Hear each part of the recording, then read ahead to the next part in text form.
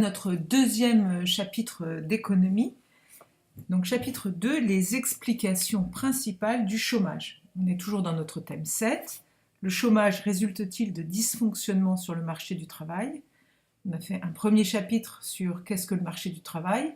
Et voilà notre deuxième chapitre sur les explications principales du chômage. Alors, pour commencer, on va voir qu'est-ce que le chômage. Alors, le chômage.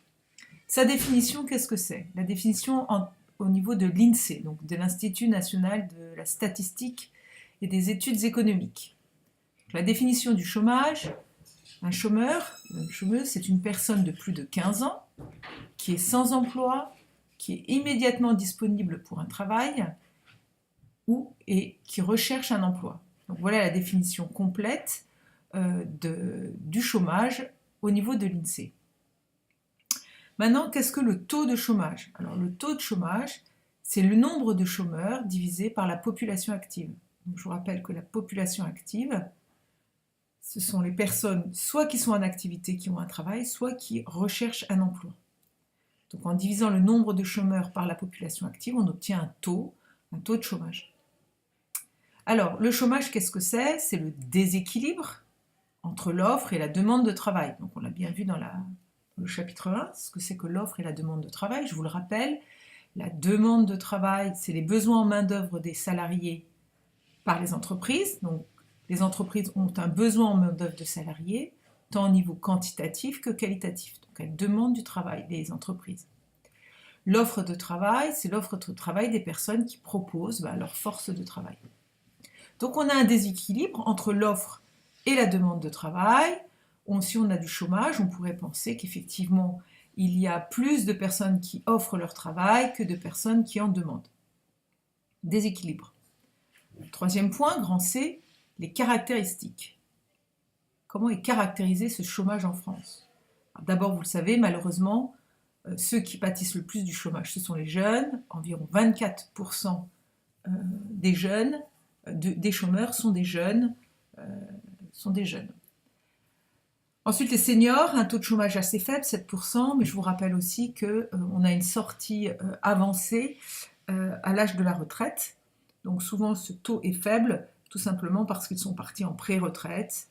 Il y a eu des plans de licenciement où souvent ils partent un petit peu avant la fin de l'âge de la retraite.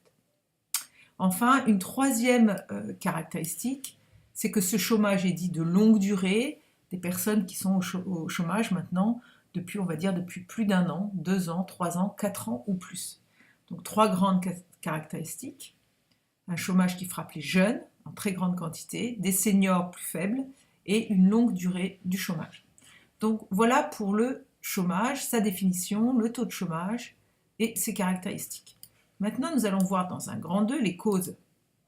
Alors, première cause, le chômage est dit un chômage conjoncturel. Alors, un chômage conjoncturel, ça veut dire qu'il est dû à la conjoncture. La conjoncture, c'est quoi? La conjoncture, c'est l'économie. Le chômage, premièrement, serait dû à une faible croissance économique. Donc, quand il y a une faible croissance économique, qu'est-ce qui se passe? Eh bien, il y a une insuffisance de la demande de travail des organisations. Elles n'ont pas beaucoup à vendre, elles n'ont pas beaucoup à produire. Du coup, elles demandent peu de travail. On voit, vous retenez bien qu'il y a une corrélation, c'est-à-dire un lien entre la baisse du PIB et la hausse du chômage. Qu'est-ce que le PIB? On l'a bien revu, c'est la valeur ajoutée, c'est la somme des valeurs ajoutées d'un pays. La valeur ajoutée, c'est la richesse. Si le PIB baisse, la richesse d'un pays baisse, le bénéfice qu'ont les organisations baisse. Si leurs bénéfices baissent, les organisations ne vont plus investir. Les organisations vont moins produire. Et du coup, si elles produisent moins, elles vont moins demander de travail. Donc retenez qu'une des causes du chômage, c'est une cause conjoncturelle. Si effectivement la croissance augmentait, eh bien ce serait l'inverse. On pourrait penser qu'il y aurait une augmentation de la demande de travail. Deuxième grande cause, celle dont on parle beaucoup en France, ce serait un chômage dit structurel. Alors, le chômage structurel serait dû à une mauvaise conséquence, à un mauvais fonctionnement sur le marché du travail qui rend du coup impossible l'ajustement entre l'offre de travail et la demande de travail. Un chômage structurel dû à un mauvais fonctionnement sur le marché du travail. Alors, ce mauvais fonctionnement sur le marché du travail, premièrement, serait dû à une faible flexibilité du marché du travail. Être flexible, c'est être souple. Aujourd'hui, l'on sait qu'on a une législation protectrice, les licenciements sont longs et coûteux, les procédures sont compliquées.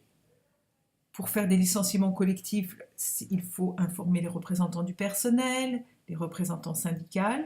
Et donc, quand il y a une faible croissance, eh bien, les organisations se retrouvent avec trop d'emplois, trop de travail, ça leur coûte trop cher. Or, ils ne peuvent pas passer à des licenciements. Et du coup, souvent, il y a des faillites derrière. Donc, on va dire que le chômage, il est aussi structurel, dans le sens où il y a une très faible flexibilité du marché du travail, et donc les entreprises préfèrent ne pas embaucher pour anticiper le fait que s'il y a une faible croissance, ils ne pourront pas vous licencier. Le travail coûte lourd, la lourdeur du coût du travail. Vous savez que le travail, sur votre salaire, il y a les charges sociales que vous payez, et au niveau patronal, il y a des charges patronales, c'est plus de 50%. Donc, quand un employeur vous paye 2 000 €, lui il rajoute 50%, c'est-à-dire 1 000 €. En fait, le coût, c'est pour lui non pas 2 000 €, mais 3 000 €. Voilà, donc il y a un coût important du travail.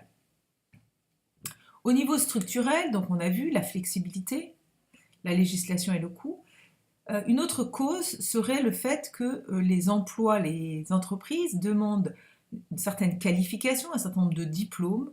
Or, face à ce besoin en qualification de diplôme, eh bien, il y a une proposition, une offre de travail non qualifiée. Donc, il y a une inadéquation entre l'offre et la demande de travail, cette fois au niveau qualitatif. On peut dire, par exemple, qu'il y a des métiers aujourd'hui, il manque énormément de métiers manuels. Ou bien alors, il manque un certain nombre de métiers dans certaines zones géographiques de France. Ça veut dire que structurellement, vous voyez, au niveau de la structure, ce n'est pas conjoncturel, eh bien, il ne va pas y avoir adéquation entre l'offre et la demande de travail. Voilà, donc vous avez revu dans ce chapitre ce qu'est le chômage, sa définition, ses caractéristiques, les causes du chômage, les deux grandes causes du chômage, un chômage conjoncturel et un chômage structurel.